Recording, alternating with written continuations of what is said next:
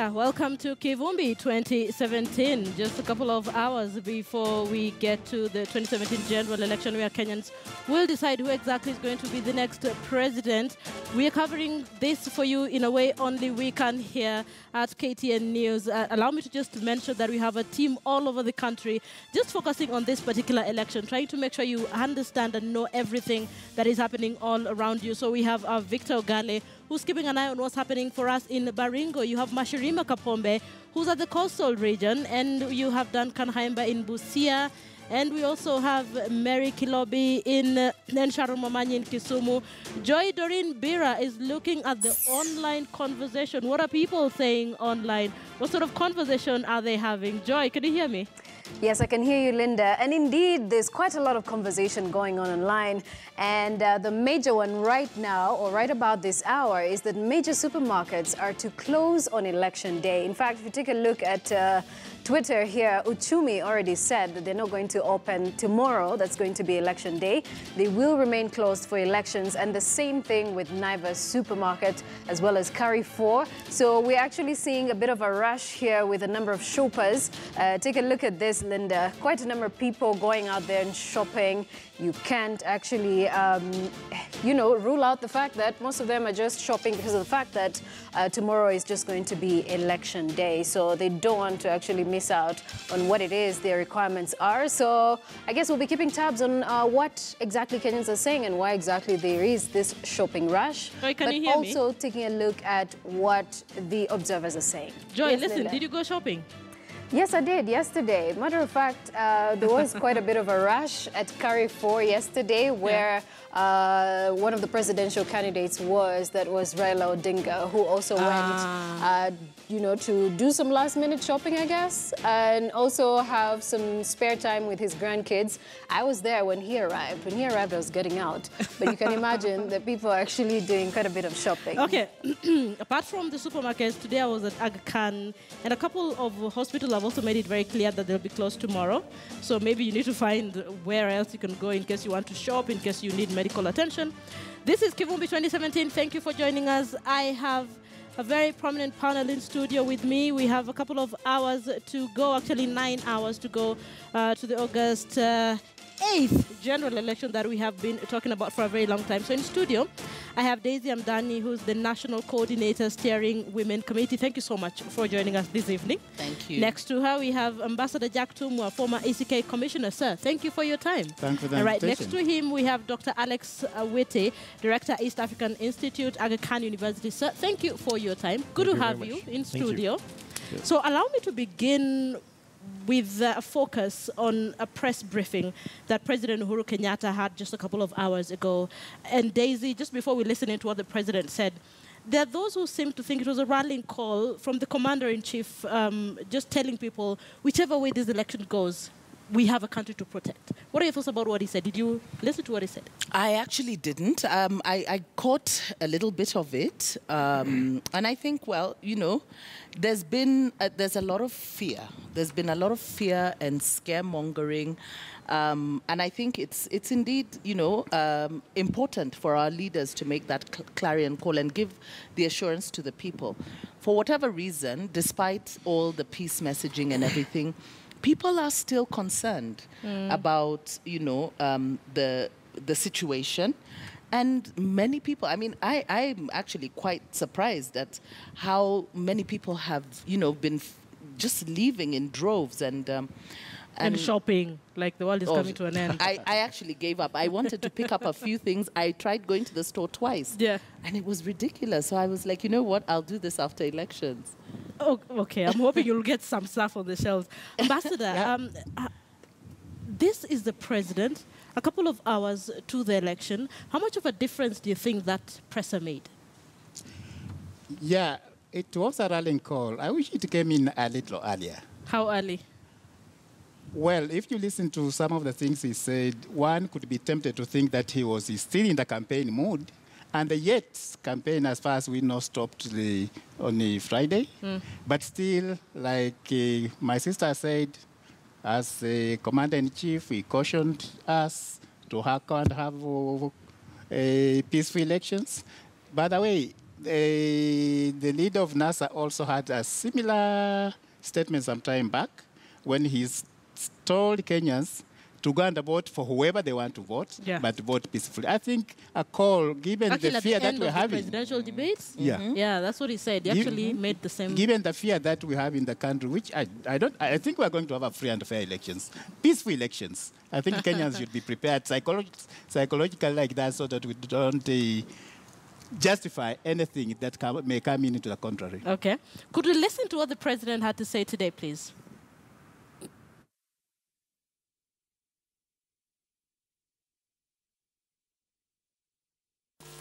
No matter the result of this election, we must stand together as one people. Above all, we must reject intimidation. We must reject violence or any attempt to divide us. Kenya is the only home we have. It is the only home we know. Our children look to us to show them the way, to pass to them a country that is in a better state than that was left to us. We must not disappoint the founders of this nation, and equally, we must not betray our children. We must not betray our children. Alex, what are your thoughts? Well, while I must say that this is really commendable, I must also roundly criticize Mr. Kenyatta. This is too little, too late. He's been on the campaign trail, playing up with the vitriol of a very divisive, ethnically charged election. He comes at the very last minute to reassure the country, when, as Daisy has observed, a lot of people have left in fear. This is playing to the gallery. This is playing to his advantage as the incumbent. It is coming too late. Mr. Kenyatta, this should have been what you say to the people every single day on the campaign trail, with the authority of the presidency. This is coming too late, and it is extremely disappointing. In other words, the damage has already been done? It's already been done. People have left. People are so afraid. Yeah, I know of a woman who was told today by her maid, who is Kisi, that I have to leave because there's too many Kikuyus in this house. She left in fear of a family that she has lived with for 2 years. And all of a What sudden kind of a country is this? Wow, Daisy. I think those are some of the questions that we really must ask ourselves as Kenyans. And first of all, do you think this came in a little bit too late for the president? Of course it did. And I really do think, okay, we always say better late than never. But it would have been good if that was the spirit of the campaign. It is not the spirit that has been the campaign. And because of the spirit that has embodied the campaign, people have picked up on that to be afraid. So, you know, it's one thing, you know, there's actions speak louder than words. Right. When we see massive deployment of police, when we that's another thing we see need to talk about. serious hardware, you know, because we've never seen the kind of deployment of security agencies as we are seeing this time. Now, while it is understood that we have several different offices and 47 different theaters of activities, but you see, for me, it's about, you know, having a Republican approach to securing the country and ensuring that people are able to vote peacefully. But the interpretation and even the communication that has been coming from the security agencies, you remember when the Inspector General of Police, while talking about how they have deployed, said, we are ready for you. You know, I mean, like, you know, we are ready for, you know, for what? Instead of saying we have secured the process, we are calling upon Kenyans to feel, you know, that the security agencies are there to secure the situation. There is a sense that it is more about intimidation. And perhaps that is also because of the way policing has been done, you know, in the last few years, where people don't feel that the police are really there for the people. So there's been the communication coming from the security agencies, from government, the way we've seen, you know, the misuse of state resources, the deployment of state resources to campaign basically for Jubilee. I think a lot of people have interpreted it to mean something different. Okay. So it would have been good if, as the commander-in-chief and as head of state, that part of the campaign would have been the peace messaging. Peace messaging has been left to Probably both for him and for all of them. Raila. This is across the board, you know, across the political divide. But I do say that, you know, the state agencies have a responsibility to make the people feel confident. Are they? That's the question. And the thing is, people are not confident in terms of that the security is there to secure the peace and country, but more as an intimidation. Okay. And that's the communication that's coming out. And you can see the response from the way people are fleeing, that they kind of like feel that, you know, it's a bit It's iffy. not going to be safe. You know, Ambassador, I'll Allow get you. me to be a little of the devil's advocate on this. Okay. You know, it is correct that the concern about over-deployment of the police, the resources that has been spent on police, I think is excessive. But it has a history. You know, in the past, we used to say the police always looked on the other side when anything was interpreted as political. And we had a lot of harassment. We actually had, during our time, we used to go to ask the police to assist, but they were standing on the other side. I think a lot of it perhaps grew up from the 2007 problems. And even coming to where we were during the nomination, you saw a lot of problems. Okay, fine. But the question that Kenyans are asking is how much deployment That can is we... the question. Okay, And hold it on. is not So, it is not just even how much. Like my sister said, the police, let them have a human face. All right, when listen. they are dealing with the people, let them Ambassador. know, let them be human. Let me speak to my colleague Hussein Mohammed, who's in Meru, just to get his report on what's happening on the ground in terms of the preparations. He's in Meru. We have 9 hours to go. Hussein, can you hear me?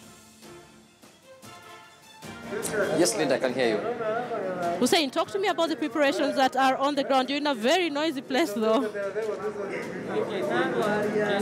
Oh, thank you very much, Linda. I am in the market area here in Meru County. It's all systems go in Meru County, from the IEBC officials to the candidates and the residents here of Meru County. They are saying they are optimistic about tomorrow's election. The questions in their head, questions of land, the questions of the Mira issue here in Meru County will be taken to cast the ballot tomorrow early morning. We have spoken to different people, including the IEBC officials, and they're telling us it will be credible, free and fair elections here in Meru. From the candidates we have spoken to, they are saying their agents haven't lodged any complaint as per now. We have transversed in different counties, different sub-counties and constituencies from South Imenti to Igembe and North Imenti. Where we are at now, Linda, it's all systems go, and the IEBC say they are ready. Linda. Talk to me about the level of security on the ground, because I have a panel in studio and we're just about to have that conversation on the level of deployment that has been done. What sort of security are you seeing on the ground? Well, Linda, we have spoken to the head of security here. As we witnessed last time, we remember the areas of Igembe, they have been labeled as a hotspots, but the security people tell us that it will be all safe.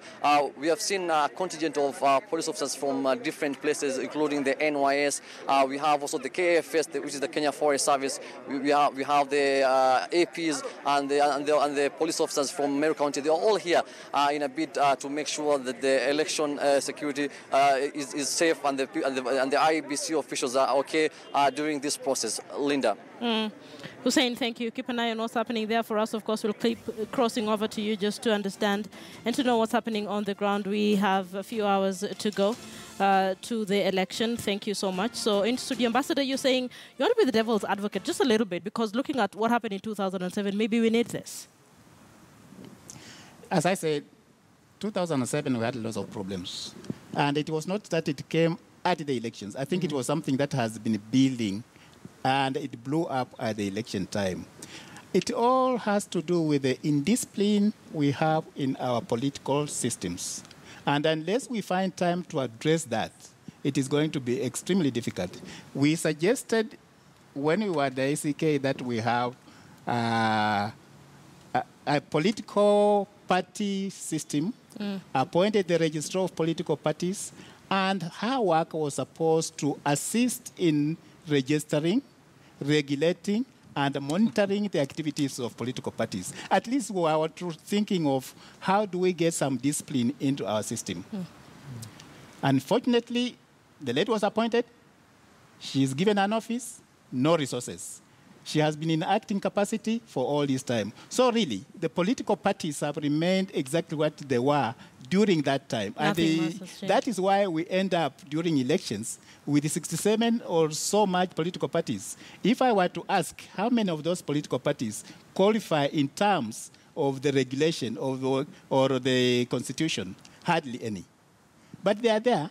So we find all these things, and these people, this indiscipline comes in because the parties themselves are not disciplined, their followers are not disciplined, and we tend to think that we can force the discipline instead of having a time building that understanding so that we have some sort of discipline in our system. Okay. Alex, what are your thoughts in terms of security that has been deployed? What I think is that what we would like to see is a credible and significant level of preparedness. Okay. A capability to respond if there's trouble. But what we don't want to see is intimidation of voters and citizens. We want to see these guys somewhere behind scenes waiting to be deployed if there's trouble. But I would really be disappointed if we see policemen on the streets, armed to the teeth, in a sense intimidating citizens. As Ambassador said, in 2007, violence did not break out in polling stations. This was after we bungled the process of tallying and creating an impression or giving confidence that the electoral process was credible. So let us stay away with this amount of armed police and militarization of the process away from the polling station.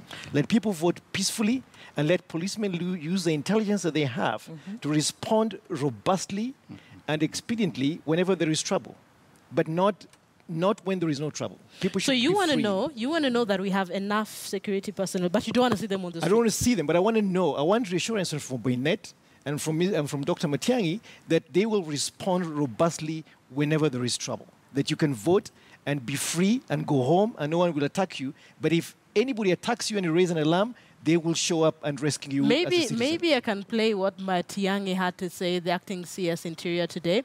Then let's see if that will probably calm your nerves in terms of the level of security that they're putting in place. Could you play that?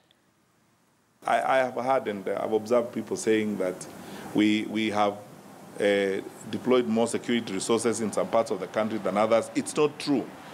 Our deployment and management of security in support of the IEBC is demand-driven. Alex? There's two parts to that. No, I was actually going to come to that because IEBC, Chebukati has basically said that they have requested the necessary security resources. This election is costing a whooping 50 billion Kenya shillings. Yeah, it one is of the most extremely expensive, actually. So a lot of that goes to catering for security. And Matiang'i is right. Yeah. When he says that it is not excessive security, but there are hotspots and there will be a response strategy. That's what I want to see. I want to see seamless coordination between IEBC and between citizens ourselves to raise alarms when we feel there is an imminent violation of the rule of law so that the response is timely. This is not just about Matiang'i and Chebukati. This is about us. This is our election. This is our country. So we must be as vigilant as we can be and make sure that we bring the security resources to restore law and order immediately and with due process. Again, Matiang'i in his talk said they have done sufficient training. Yes. And these people are capable of doing their work well. Can we see a situation where, like in developed countries, police actually assist? They don't see that, you don't see that force into them. Someone was telling me that if a policeman finds a drunkard in the street, instead of harassing him, he will help him to get to his home. Yes. Yeah. Can we train our police so that they come to that level? To be where they help. Let them help. Utumishi kwa Yeah. wote. Right. It is called the police service. Okay. It is a service. So with Utumishi. respect to this election, and what that's do you how want to it see? should be. No, you see, I don't know why, I think Ambassador has spoken about it, about the political indiscipline. But this political indiscipline happens because we have encouraged a culture of impunity in this country. It is not just, you don't need resources to manage political parties. For instance, if the political parties do not measure up to the regulations, they do not meet the requirements, you deregister them. You don't need resources for that. To monitor them, you don't need, monitor them in terms of certain benchmarks that they're supposed to do. When we look at the kind of indiscipline that has been displayed by the political class, where you have been elected on a certain party and you openly campaign contrary to the law, you campaign or you defect and yet you retain your seat. Right. Those kind of things don't need resources. What they need is people to implement the law. And the reason that we have the kind of impunity and indiscipline that we have is that the law is not implemented, or where it is in such a manner that it is not punitive as to serve as a deterrent. So that when, during the political season, laws are broken, because you would be, if you look at the way we do our politics, you would imagine that our laws are suspended during the political season. And what happens is that the penalty becomes a slap on the wrist. You recall that there was an incident where, because of, two political candidates from two different parties going to deliver their papers, there was a scuffle between their supporters. There was a shootout. In this shootout, an innocent lady in the market was caught in the crossfire and lost her life. What was the penalty? They were slapped with a fine of 1 million shillings each. Now, that, for me, the law provides for candidates to be barred. That is what should have happened. So, you see, we cheapen the cost of life. We cheapen the whole idea about ensuring that the process is safe. Because why must our political processes be so chaotic? Okay. Listen, Daisy, allow me to take a break on that point. You're watching Kivumbi 2017. Thank you for staying with us. We're looking at what's happening around the country. Barely, 9 hours to go before you go to the polling station to decide who exactly is going to be the next president, the next governor, the next senator, the next woman representative. And we are doing this in a way only we can here at KTN News. So we'll be back in a few minutes.